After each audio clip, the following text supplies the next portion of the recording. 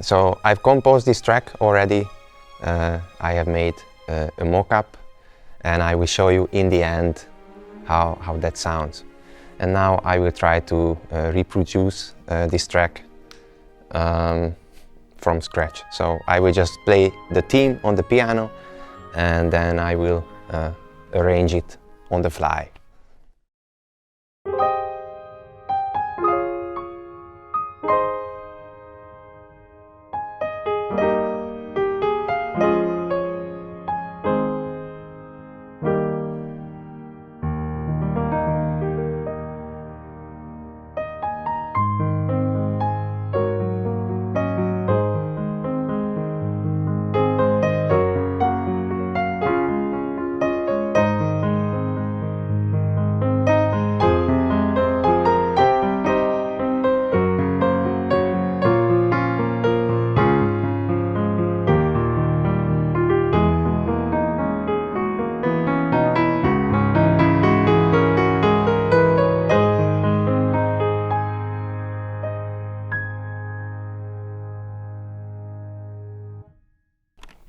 Ungefähr so. Das ist Logic Studio Grand. So this is usually how I work. At first I just improvise on the piano, make a few adjustments, and usually that's it. So I don't spend too much time composing when I do a demo track. And I don't notate if I don't have to. So if I know that it will not be recorded, I don't notate anything. I just play everything in the DAW. So now I will arrange this. Okay, let's start with the violin melody. I want the long articulation, legato on. Okay.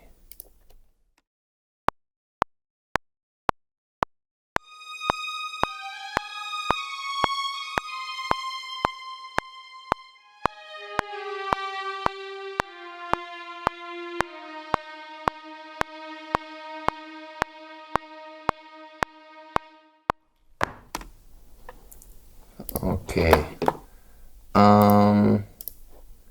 Let's do some chords. I would take the smaller string group of 5 players because I want to play chords, so it will sound more realistic this way if I don't use the big group, so every player plays every note. It's like I have 30 players playing.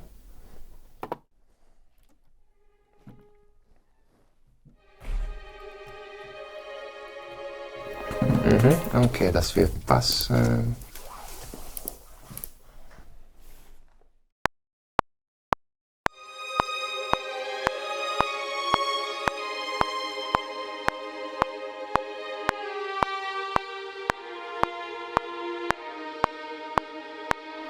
Okay, Entschuldigung nochmal. Ja, kann auch passieren. Das ist genau das, um was es geht. Ja. So klingt das am Anfang.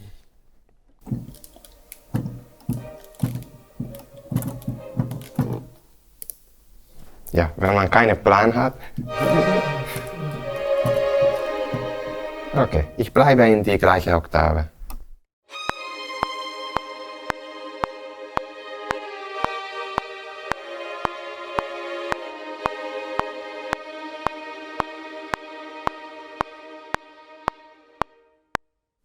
Ja, passt. Hier gab es einen Modwheel-Bug. Das ändere ich einfach mit dem Stift. Und alles gut.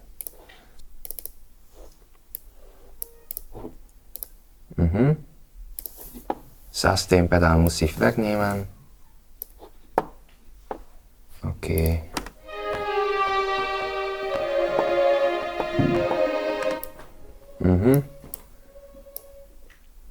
Was ich sehr gerne tue mit die Tremolo-Streichern, ist die Release zu erhöhen. In Precision Mode sieht man das, in Flow Mode nicht, aber ich weiß, dass es ist die 23. Und the normal value for this is like 65, so I will try with 80.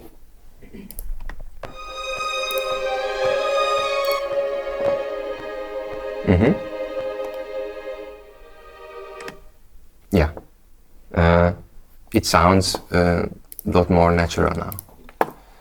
Okay, let's do the cellos. I don't want tremolo, I want normal long, legato on. Okay. One short addition, because we didn't cover it before, the portamento in the flow is triggered with the pedal. So we made this decision to avoid using more key switches or something. So when you play a melodic line, you can just hit your pedal and you get a portamento for the next transition. Sorry, is the modulation controller used now, or because For volume. volume? Module is for volume, pedal is for portamento. It's the mod wheel.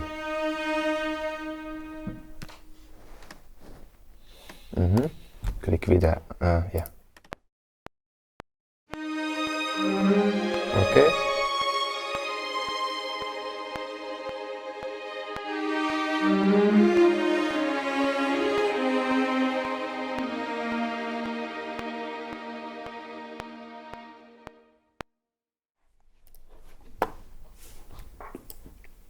Okay, so if you are familiar with these instruments and working with the mod wheel, then you don't need a lot of takes. So usually my first take is already okay, or good, at least good. So very often I don't have to make another take. If yes, then maybe one more. I'm just wondering why mod wheel, because normally volume is a seventh controller, yeah? No, there are many. So CC7 is master volume. It's like an output gain, if you want. CC11 is expression and is more of a musical volume, let's say. And CC7 is more of a technical gain. But CC1 or CC2, as in velocity crossfade, is really a product side thing which crossfades between different recorded velocity layers and applies some volume. So when you just use CC11 or CC7, then you just turn up a soft sample, and it's just a soft sample played back loudly. But with velocity crossfade, you really pick a loud a layer that was recorded with a loud attitude, so to say, dynamics. Yeah, so I can demonstrate it very quickly. This is the musical decrescendo with the mod wheel. If I do this with the expression, we still have this loud note, but it will be quiet, but still with the loudness as the articulation. Yeah. That the timbre is not changed. Yeah. And sometimes it's not enough or too much to do all the perceived volume change with the crossfade, because you may end up with a soft timbre which is too soft or too loud, but then you can use the volume to make the last bit that you need. Yeah. In this case, the expression is the same as the master volume, right? Yeah, more or less. Exactly. Okay. Let's add some harp, for example, with the chords.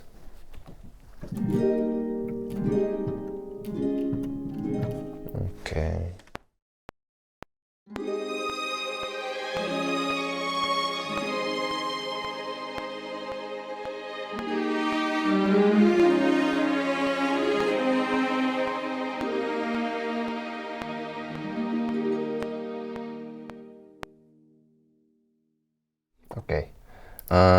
I tend to use as much harp, celeste and percussion in my tracks as I can, because they sound really good.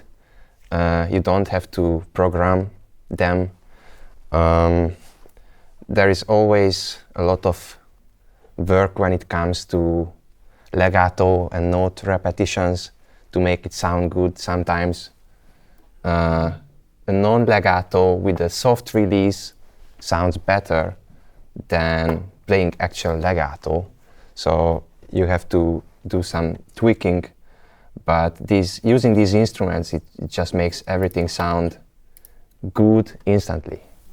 Maybe one more addition, maybe that's clear to you, but a very important rule of thumb in sampling is that it all has names, and it's the legato patch and the sforzato repetition or whatever, but in the end it's important how it sounds, and if the best repetition or transition you get with a non-legato patch, so be it. So that I think that's really important, that you kind of go away from the labels and just use them as a starting point, but in the end you have to fiddle around a little bit to see what really gives you the result that you're looking for.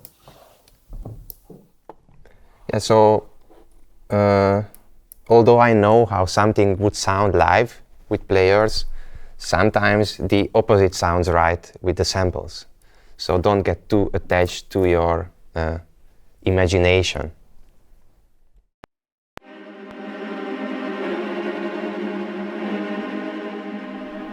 Okay, this is too aggressive, for example. I copied the second violin to the viola, so I would just try this.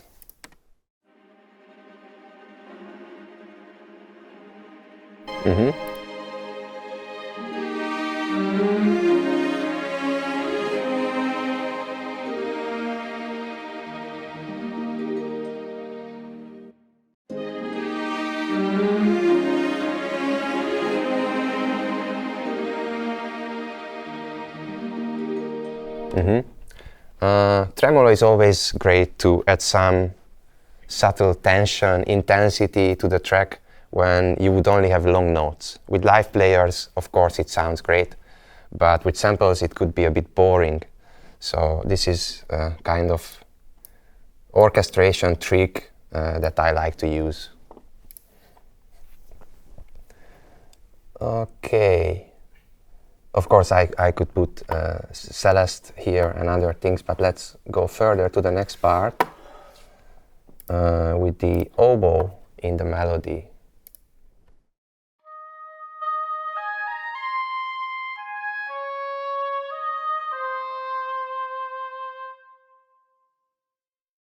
Long articulation with legato on, vibrato at the maximum.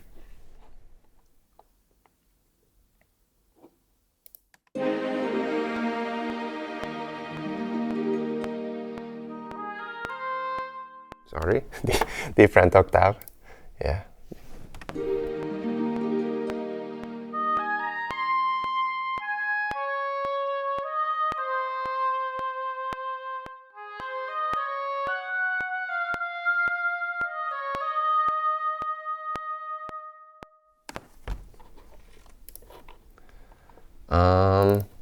That was pretty good.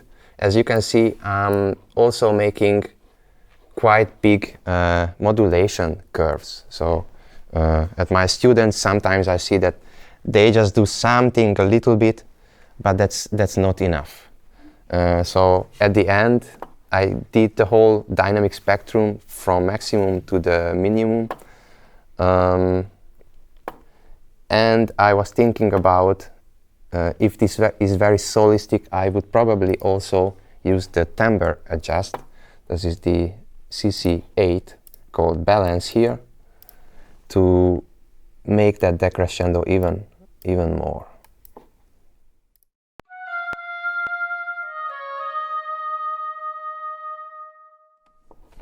Yeah. So you can see the faders moving. Now the timbre as well. Okay, let's add some pizzicato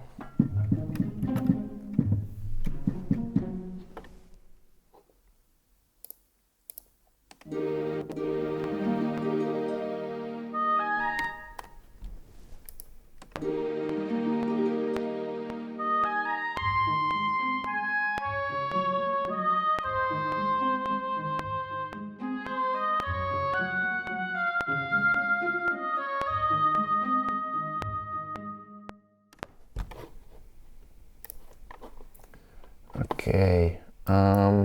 I could quantize this if I wanted, but it was pretty good since I didn't have other elements to disturb me. I will not do anything with this actually. I will use the contrabass as well.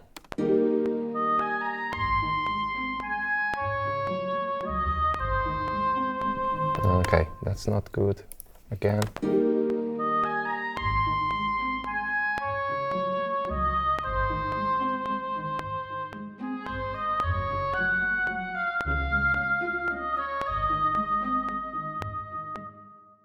Okay. I remember that I've used the horns in the original with some staccato notes.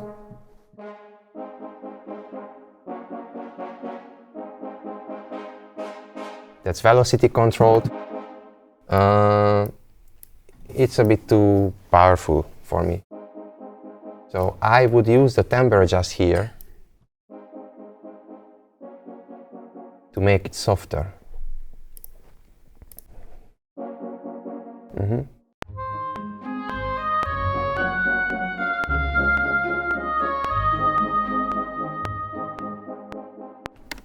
Yeah, something like that.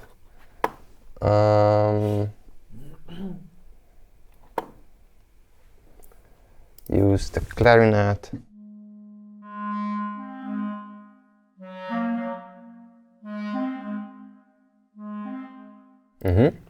That's long legato, right. Or use the portato articulation, that sounds really cool here.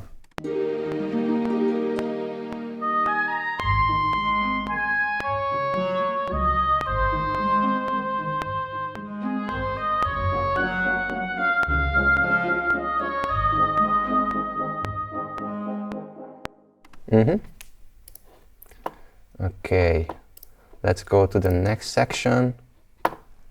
That's where we have the big brass.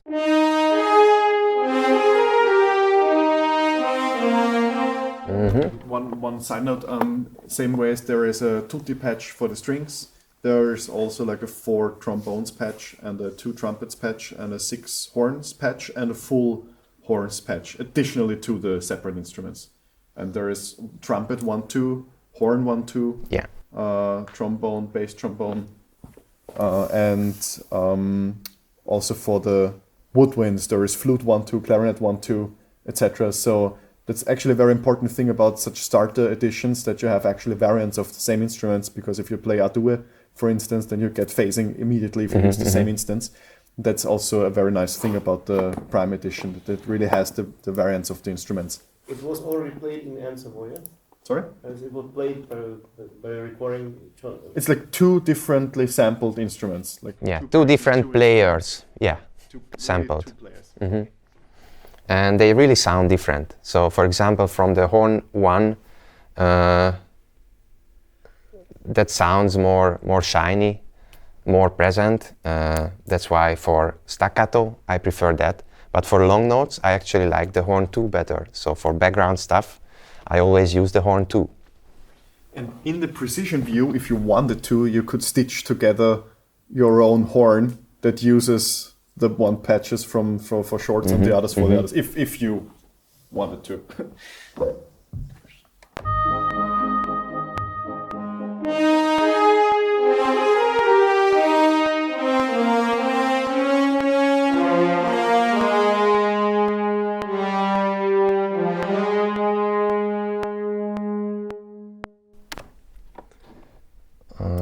Okay.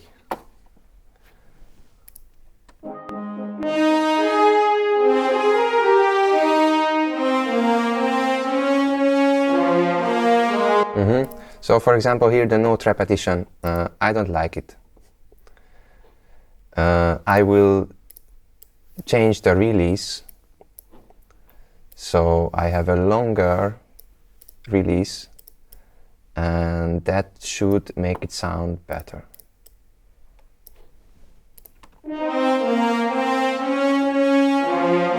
Yeah, actually.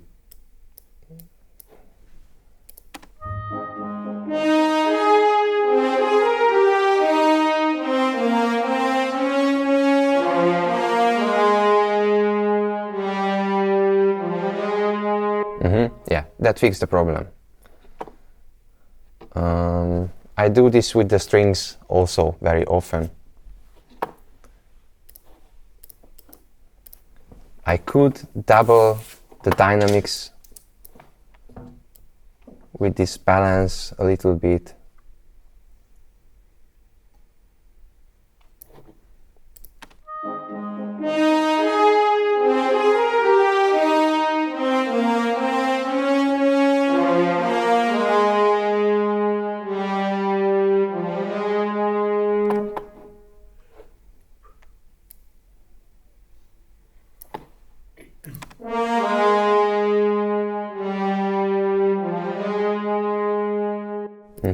Okay, let's use the...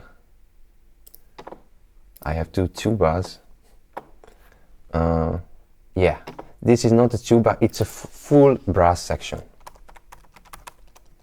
with 15 players, so I have everything in here, from the tuba, bass trombone, trombones, horns, trumpets.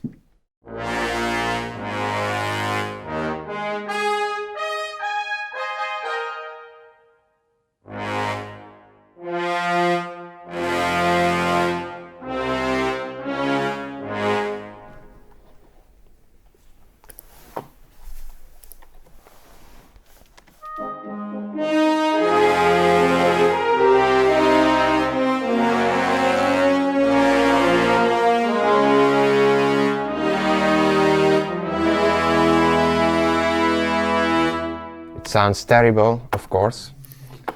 I haven't used the mod wheel at all, and this is too much. I don't want, I just want this octave. Right, okay. I could also check the articulations if I may want to use sforzato and then change the velocity accordingly. Let's look at how that sounds.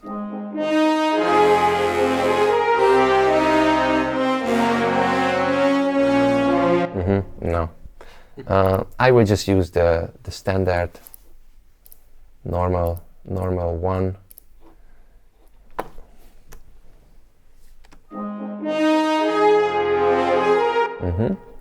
Okay.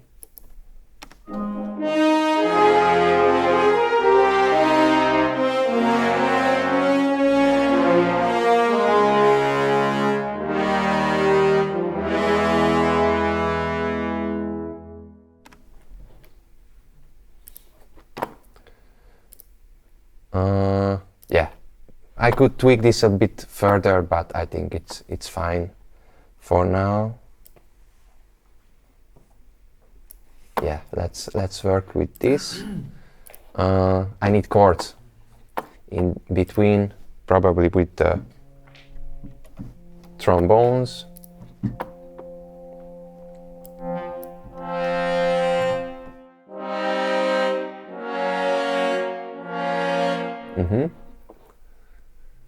Legato off. Yeah, okay.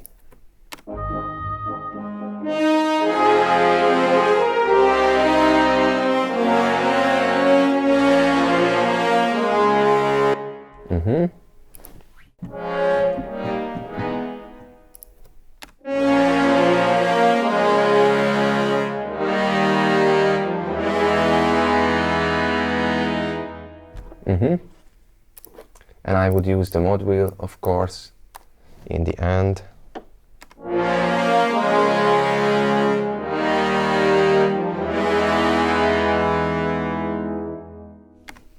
The detuning comes from the humanization that's up at 60% or something.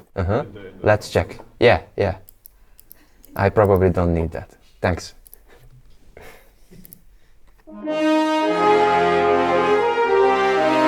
Okay. Let's add some timpani.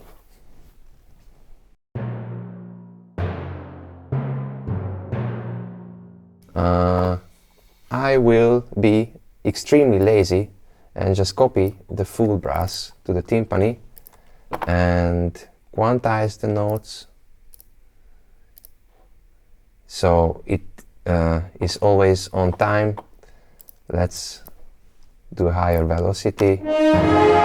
The modulation wheel information doesn't disturb here at all because it's purely controlled by velocity, but I could just delete it.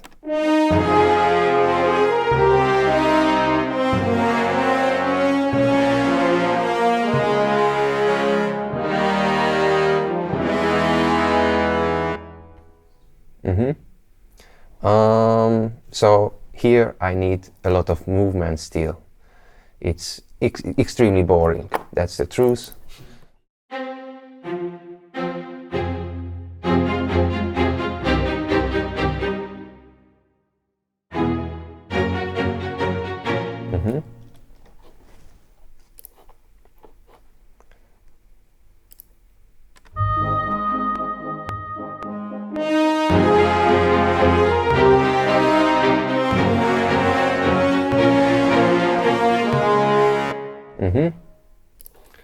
What I would do with this, of course this is just a tutti patch, so in the end I would try to give it two separate string sections to make it sound a bit more natural, but I also want the 16th notes, so I will just copy them, note there, there, lower the velocity, and then this is what we have.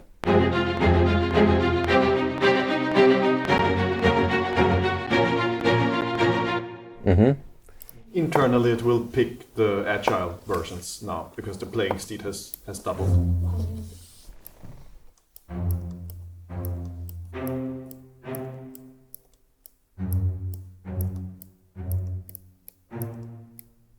Last one, sorry.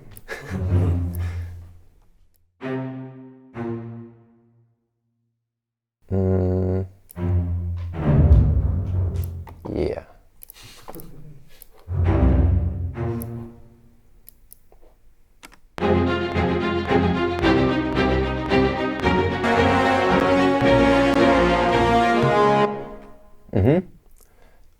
Tubular bells. That's a must in this situation.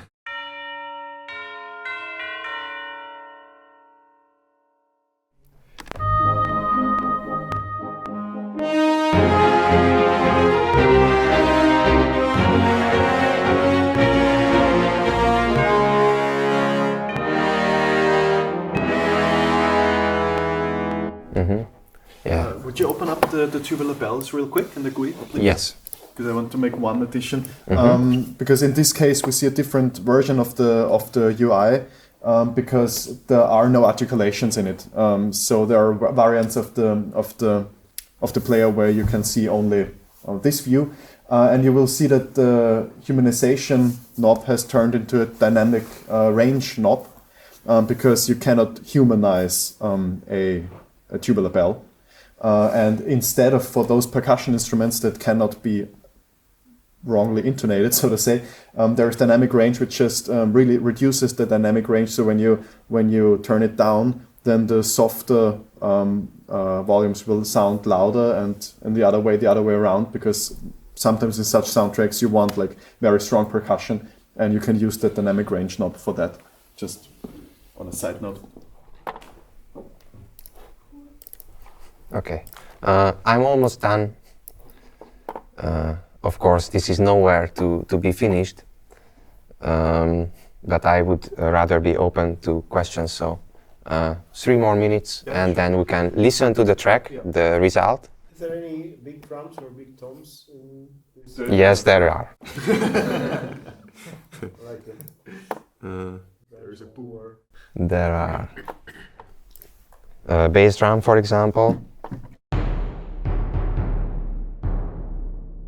Yeah.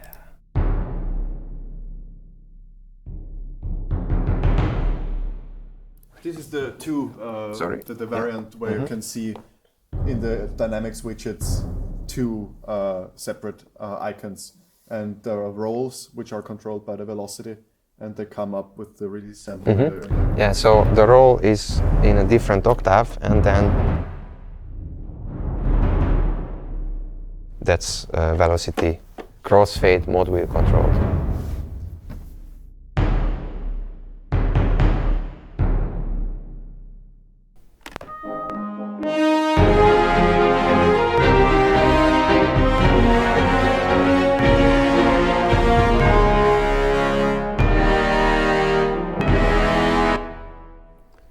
Okay, of course we also have tones.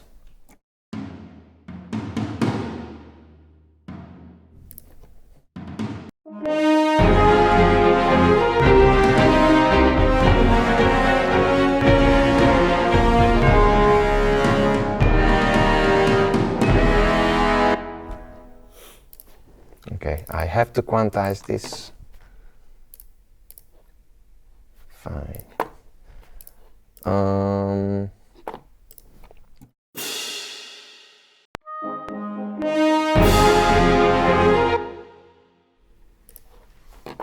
Yeah, Tam-Tam also sounds great.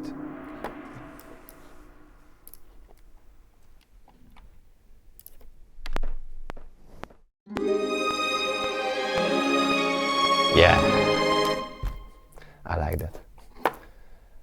Okay, let's listen to this once, what I've made in approximately half an hour, and then I show you the track, how it actually turned out in the process.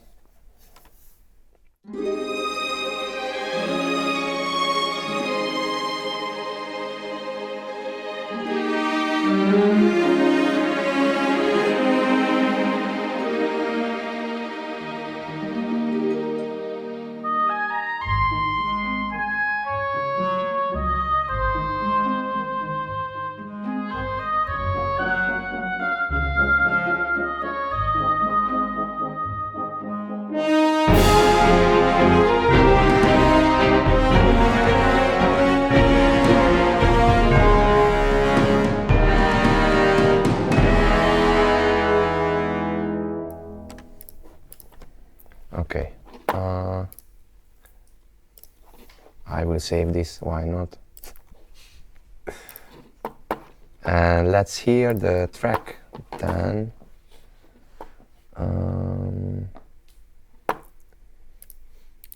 This is the one. So I made a screencast at home.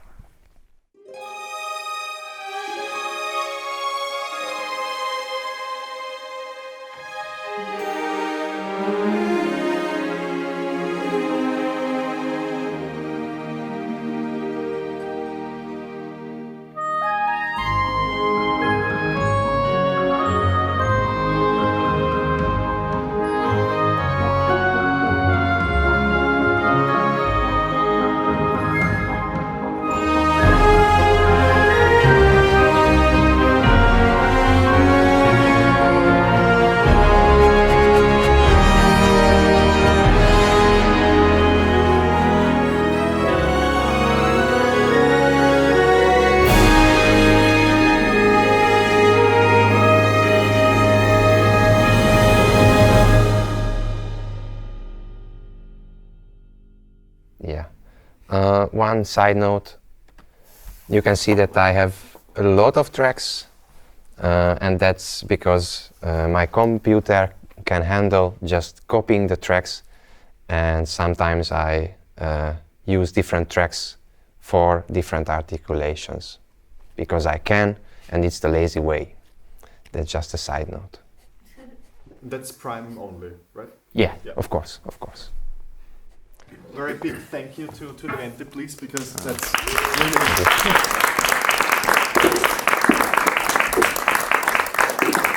the actual content of the workshop was Levente.